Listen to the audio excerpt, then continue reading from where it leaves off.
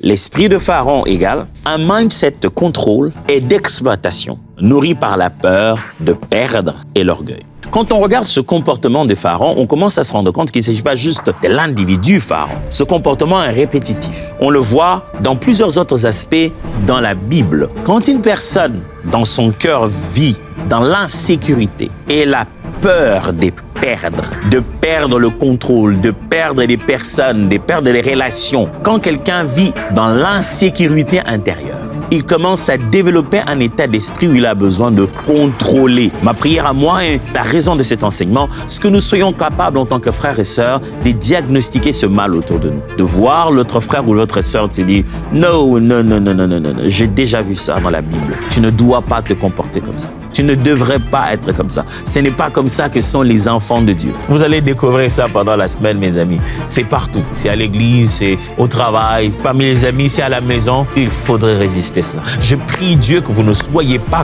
complaisants et que pendant cette semaine, vous ne puissiez pas tolérer une chose qui vous fait subir du contrôle, la pression. Cette semaine, ça va être un discernement fort et ça va être intense. Ça va être rempli de victoire. Donc, préparez déjà vos carnets parce que cette semaine, on va bouter dehors cet esprit de contrôle, que ce soit en nous, que ce soit autour de nous, que ce soit dans nos assemblées, que ce soit parmi nous. On va s'en débarrasser définitivement.